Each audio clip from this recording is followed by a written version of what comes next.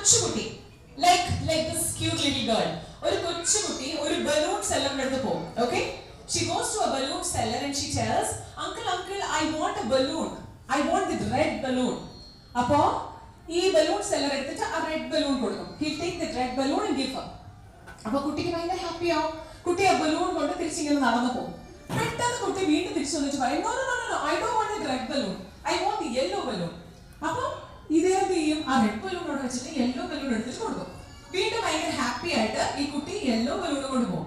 കുറച്ച് കഴിഞ്ഞിട്ട് വീണ്ടും ചിന്തിച്ചിട്ട് കുട്ടി യെല്ലോ ബലൂൺ കൊണ്ട് കൊടുത്തിട്ട് പറയും, no, I don't want the yellow balloon, I want the white balloon. അപ്പൊ ഈ ബലൂൺസ് എല്ലാം ചോദിക്കും, ഇതെന്താ ഇടയ്ക്കിടയ്ക്ക് ബലൂൺ മാറ്റി പറയണത്?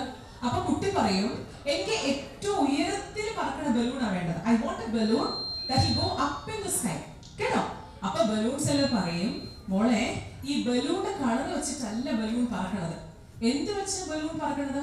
ബലൂൺ പറക്കണത് നമ്മൾ അതിനകത്ത് ഫില്ല് ചെയ്യുന്ന എയർ വെച്ചിട്ടാണ്, അല്ലെ?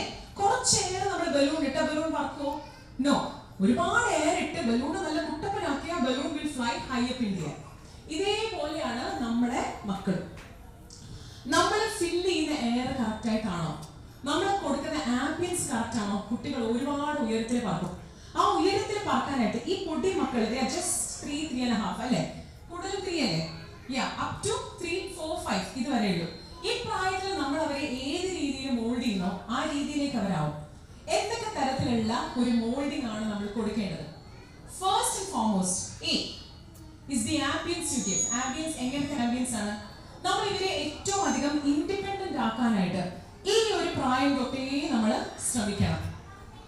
ഓക്കെ, ഞാൻ എൻ്റെ ഒരു I did my graduation, till my graduation I was here only. പക്ഷേ എൻ്റെ മാസ്റ്റേഴ്സ് ഞാൻ ചെയ്തത് UK-ലാണ്, അത് കഴിഞ്ഞിട്ട് പെൻസിൽവേനിയയിൽ.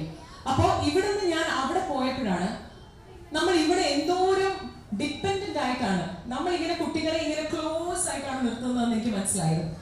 അവിടെ ചെന്ന് കഴിയുമ്പോഴാണ് കുട്ടികളെ എന്തോരം ഇൻഡിപെൻഡന്റ് ആയിട്ട് അവരെ ഫ്രീ ആയിട്ട് അവരെ പല കാര്യങ്ങളും ചെയ്യാനും അവരെ തോൽക്കാനും അവരെ വീട് പഠിക്കാനുമുള്ള ഒരു ആംബിയൻസ് അവർ കൊടുക്കും. And here we don't do that. ഇപ്പൊ തന്നെ ഞാൻ ഇവിടെ വന്നിരുന്നിട്ട് I was observing the parents. എന്തായാലും being a psychologist, my main motive is to observe. ഞാൻ ഇങ്ങനെ ആരെ കണ്ടാലും ഒബ്സർവ് ചെയ്യുന്ന ഒരു കൂട്ടത്തിലാണ്. ഞാനിവിടെ നോക്കുമ്പോൾ കുട്ടിയെ ഒന്ന് കരയാൻ നിങ്ങൾ വിടുന്നില്ല, കുട്ടിയെ അങ്ങോട്ടും ഇങ്ങോട്ടും ഒന്ന് നീങ്ങാൻ നിങ്ങൾ വിടുന്നില്ല. You are always behind the child. Why? ഇവിടെ ഇവരെ രാവിലെ തൊട്ട് വൈകിട്ട് വരെ നോക്കാനുള്ള ടീച്ചേഴ്സ് ഇവിടെ ഉണ്ട്, അവരെല്ലാ കാര്യങ്ങളായിട്ടും. പക്ഷെ പാരന്റ്സ് ആർ ഓൾ അറൗണ്ട്, ഇങ്ങനെ ചാടി ഓടി നടക്കുകയാണ്. വൈ? ഇവരൊക്കെ തന്നെ രാവിലെ തൊട്ട് വൈകിട്ടായിട്ട് ഇവരെ നോക്കുന്നത്. They know how to take care of the kids, അല്ലേ? ഇത് നമ്മുടെ ഉള്ളിൽ എന്താന്ന് വെച്ചാൽ